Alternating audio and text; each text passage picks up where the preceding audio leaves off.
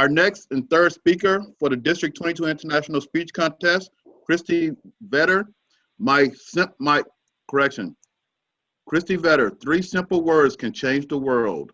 3 simple words can change the world. Please welcome Kristy Vetter.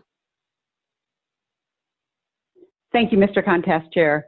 Fellow Toastmasters and guests, most of us have faced conflict at some point in our lives, sometimes often with our boss.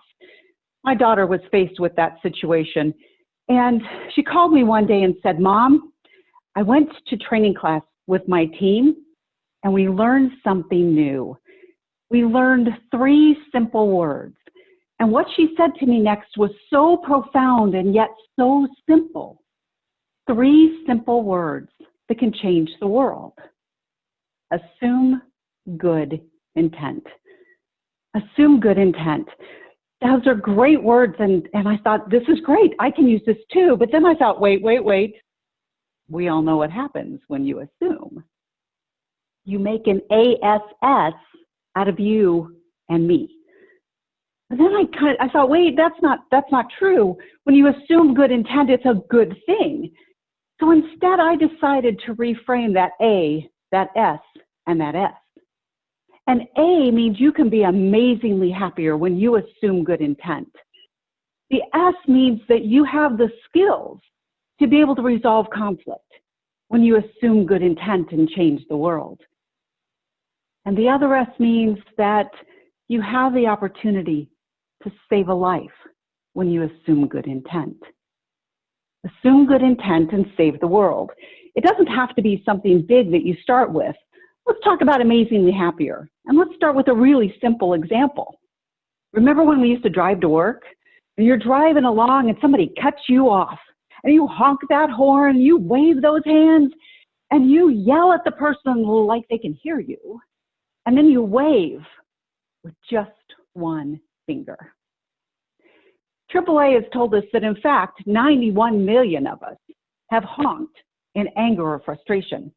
95 million of us have yelled at the other driver like they can hear us. And 67 million of us have waved with just that one finger. What I'm going to propose to you as you assume good intent and change the world is take a step back. And instead of reacting out of anger, give that person the benefit of the doubt. Maybe you just sit back and you kind of wave with all 5 fingers like, it's okay. And you calm down, and by the time you get to work, you're amazingly happier. And you can change your world. And most important, you can change the world of that other driver, your kids as they learn to drive, your passengers, and those around you. Assume good intent. Something so simple. Assume good intent. Be amazingly happier and change the world. Now that second letter, successfully resolving conflict with that other S. Successfully resolving conflict, again, can be something that is tough for many of us. I teach a class to unemployed and underemployed women several times a year on resolving conflict in the workplace. And there's 2 premises we always start with. 1, you can only change you. And you can influence others, but you can only change you. And the second one is that you control 2 things in life. That's it. Your actions and your reactions. And just as Paula mentioned, that becomes really important, especially when you're trying to resolve conflict.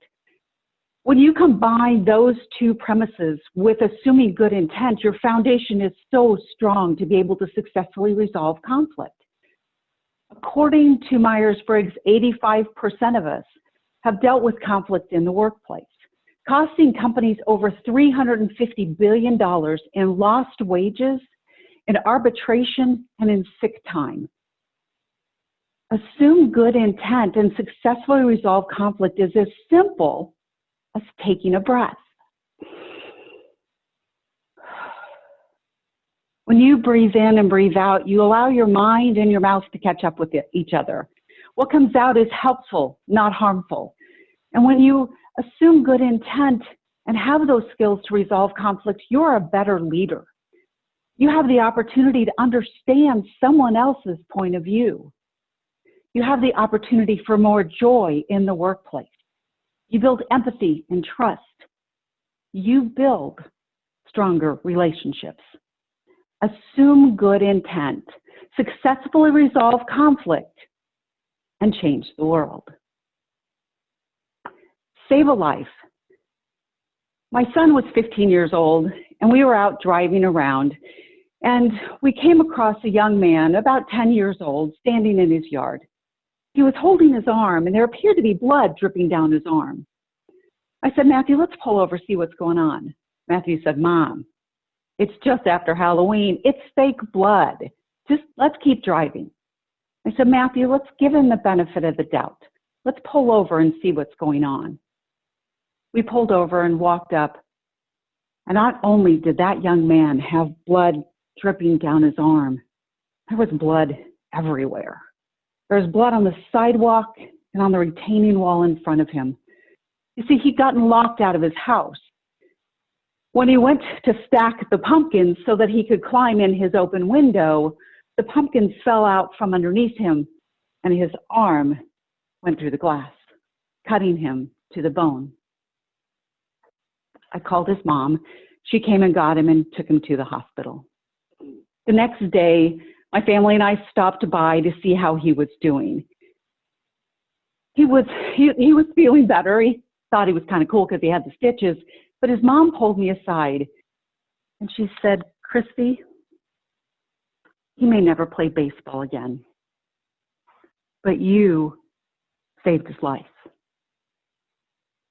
Assume good intent, save a life, and change the world. Assume good intent and change the world. As we all walk away from our Zoom gathering today, I want you to remember those 3 simple words that can change the world. Assume good intent, so profound and yet so simple.